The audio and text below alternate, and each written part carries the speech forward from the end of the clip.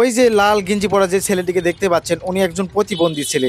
তো আত্রাই থেকে হেঁটে হেঁটে আসতেছে। তো আমি ভ্যানে করে আসার সময় ওর সাথে কথা বললাম যে কোথায় যাবে, যাবে কি না আমাদের সাথে। উনি না বললো। তো আমি 500 মিটার সামনের দিকে এগিয়ে আবার পিছনে ব্যাক করে আসলাম।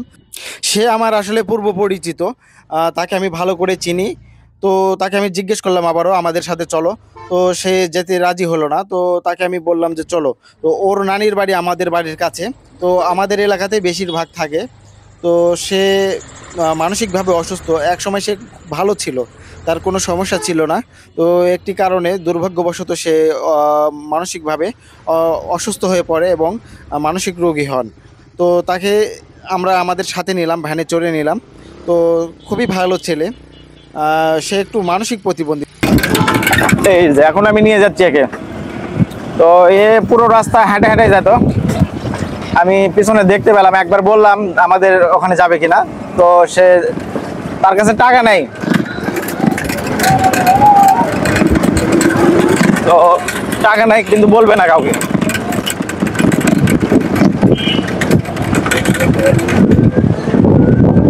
তো কি খবর? সকালে খাওয়া দাওয়া হচ্ছে? জোরে বলো, কি খাচ্ছ সকালে? রুটি। কোথায়? আত্রাই। টাকা কোথায় পেলে? এমনি দিছে? ও আচ্ছা। তো শুনলেন এর কথা। এই আত্রাই থেকে হেঁটে, পায়ে হেঁটে গজপুর বাজারে চলে আসবে। তো 5 কিলোর মতো রাস্তা, 4 থেকে 5 কিলো রাস্তা। তো হেঁটে হেঁটে আসে, হেঁটে হেঁটে যায়, যেখানে যখন মনে পড়ে তখন সেখানে হেঁটেই যায়। তো আমি আত্রা থেকে বাড়িতে আসার পথে দেখা হলো। তো আমার বন্ধুকে বললাম, এই যে আমার বন্ধু রানা, বন্ধু তাকাও। রানাকে বললাম যে বন্ধু, ও তো হেঁটে যাবে, ব্যাক করো। তো আমরা আহসানগঞ্জ হাটের এখান থেকে ব্যাক করলাম, করে মোটামুটি 500 মিটার রাস্তা আবার আমরা পিছনে যেয়ে তাকে তুলে নিয়ে আসলাম। ঠিক ঠিক কিনা বন্ধু? তো আমাদের প্রতিটা অঞ্চলে এরকম লোক থাকে, এরকম প্রতিবন্ধী মানুষ থাকে, যারা সবকিছু বোঝে না, সবকিছু চাইলে করতে পারে না। তারা আসলে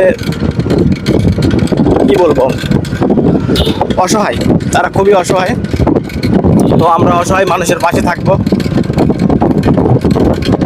অসহায় মানুষের কথা বলবো।